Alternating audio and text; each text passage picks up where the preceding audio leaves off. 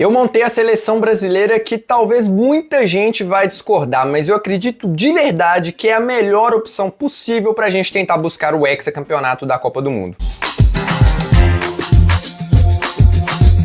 Eu ia até fazer esse vídeo mais próximo da competição, só que ele vai ser muito importante para você que é inscrito e que vai se inscrever nesse vídeo, para entender a minha lógica por trás da convocação. Então eu precisava fazer esse vídeo aqui da escalação para você entender melhor. Então vamos lá, sem mais delongas, o meu goleiro seria o Alisson. E aqui, de verdade, sem muitas dúvidas, claro que gera certa desconfiança pela parte física, e eu acho que só por isso. No momento em que eu gravo, o Alisson ainda não voltou de lesão, então ele vai ter pouco tempo após se recuperar.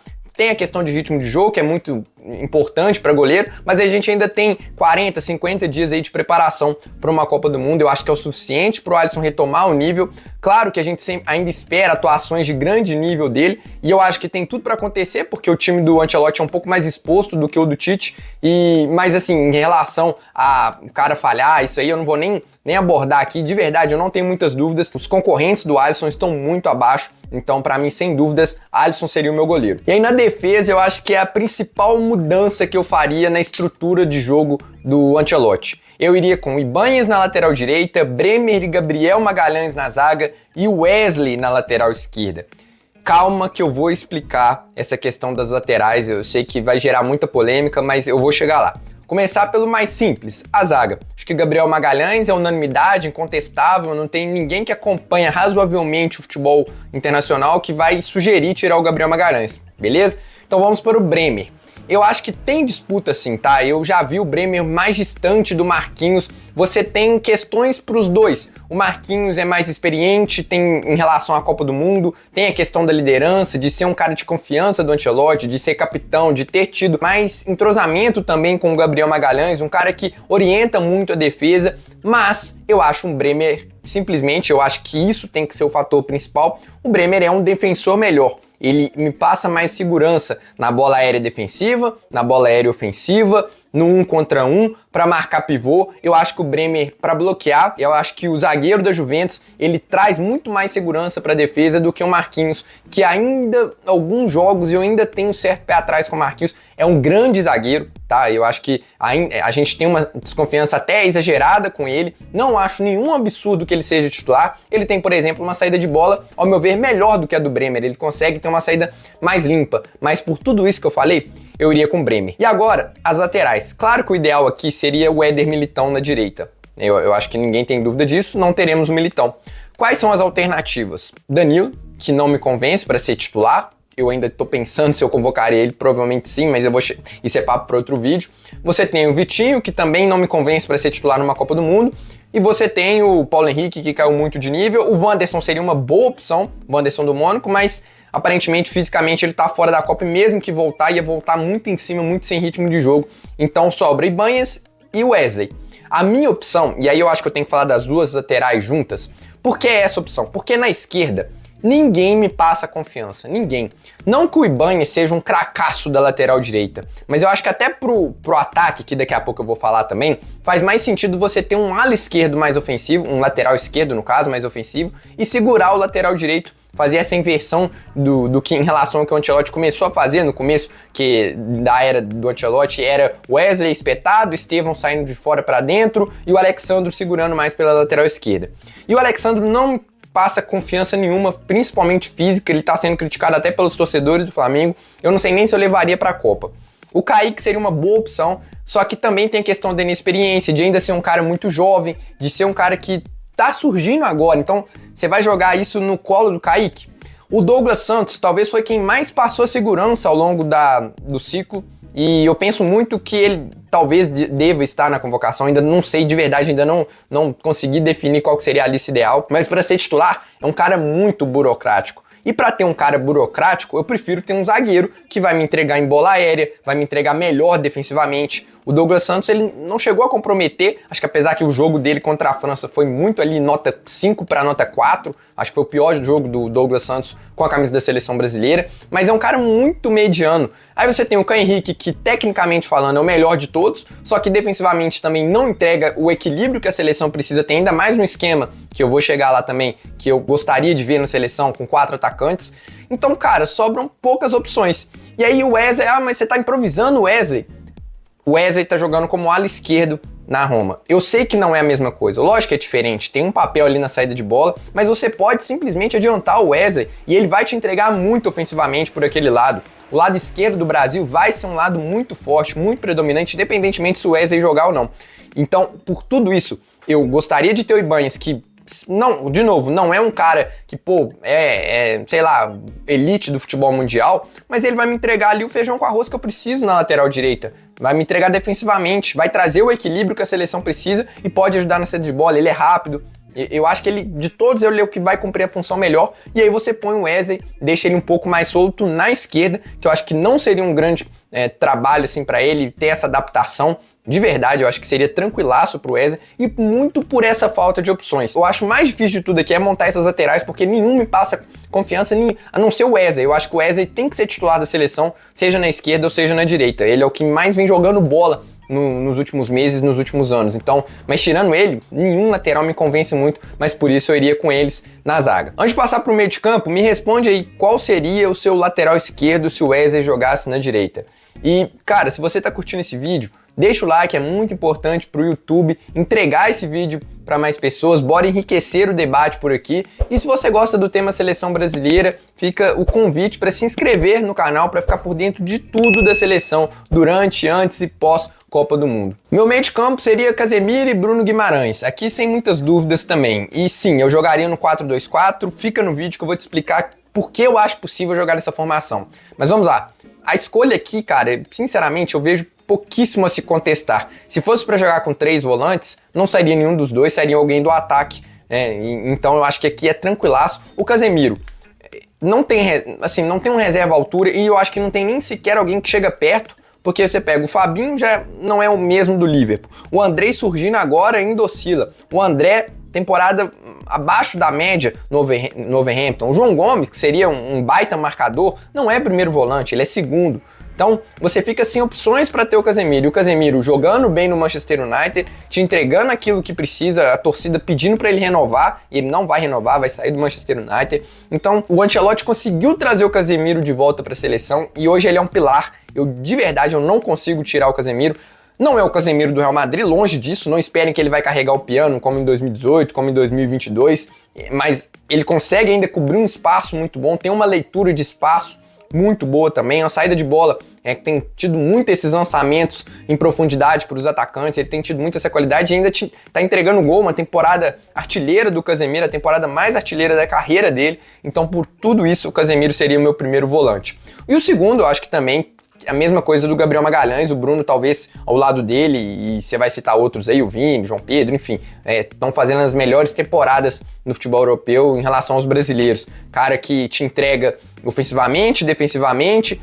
E o Bruno seria até uma opção para ser o camisa 5, só que isso já foi testado na seleção. E primeiro que nenhum outro segunda volante entregou tanto quanto o Bruno, e segundo que você tira a principal qualidade do Bruno, que é ser esse box-to-box, jogar à frente e atrás, participar do momento ofensivo. Então não gostaria de ver o Bruno como primeiro volante. Ele que faz uma grandíssima temporada pelo Newcastle, é um dos melhores volantes do mundo e talvez foi o melhor jogador da era Ancelotti para mim. Não tem contestação. E no ataque eu iria com Luiz Henrique na ponta direita, Matheus Cunha e Vini por dentro e Rafinha na ponta esquerda. É quase um 4-3-3, porque o Matheus Cunha, para mim, o ideal é ele fazendo o que ele fez contra a França, contra a Croácia, perdão, voltando muito, fazendo quase uma linha ali com o segundo volante. Mas vamos lá, claro que o ideal aqui também seria o Estevão, mas por tudo que indica, todas as notícias que a gente tem acompanhado, ele não vai ter condições de ir para a Copa. Então, cara, as opções que a gente tem são, ou você joga o Rafinha para a direita, ou você coloca o Luiz Henrique.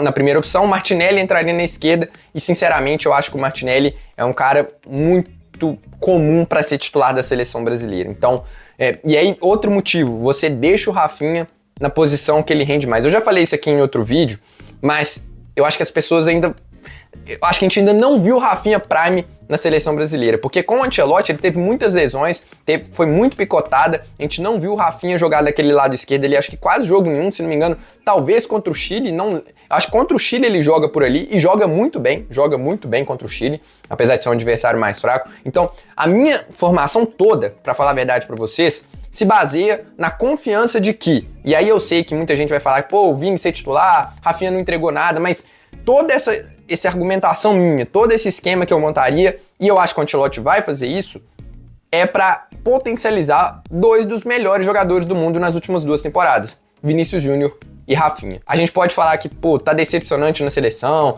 não tá jogando nada, e tudo isso é verdade, cara, infelizmente. Mas eu não consigo abrir mão de 2 caras que fazem o que fazem no clube, e eu acho que o principal aqui é a gente tentar potencializar eles, porque se eles não decidirem, quem vai?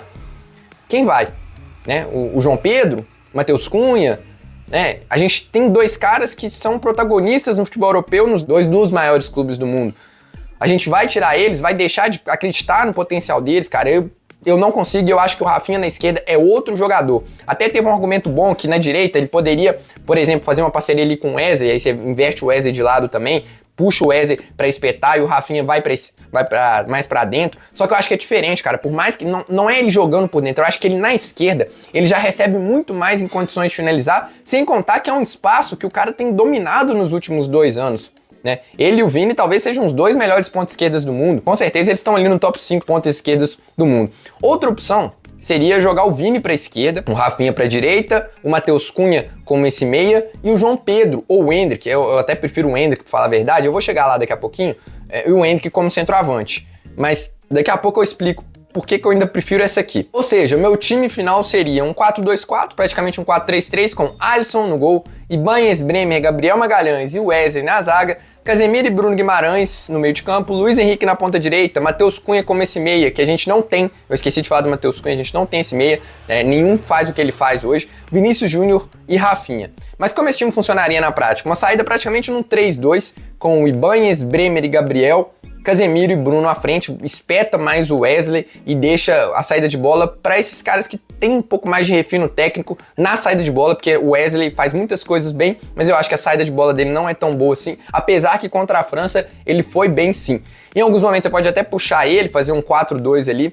No ataque, deixa o Luiz Henrique mais espetado pela direita, fazendo o que ele faz de melhor. O Matheus Cunha circulando por todos os metros do campo, voltando para participar da saída de bola, recebendo muito pela direita, puxar um pouco mais o Matheus Cunha pela direita, para também não ficar o Brasil todo concentrado no lado esquerdo, porque você já vai ter ali Wesley, Rafinha e Vini. Deixa os 3 ali trocando de posição, vai virar uma bagunça e deixa o Matheus Cunha um pouco mais centralizado, talvez puxando um pouco mais para a direita, eu acho que seria o cenário ideal. Talvez o Bruno também mais pela direita, para você ter ali um lado esquerdo muito forte, o Casemiro cobrindo as costas do Wesley. Talvez o lado negativo disso é você ter que jogar com tantos caras que preferem atuar ali pela esquerda, né? Wesley, Rafinha, Vini, Cunha, eles preferencialmente caem naquele lado ali, mas eu acho que por tudo compensa. E aí você fala, pô, Samuel, 4-2-4 esquece, não tem como. Cara, eu acho que tem.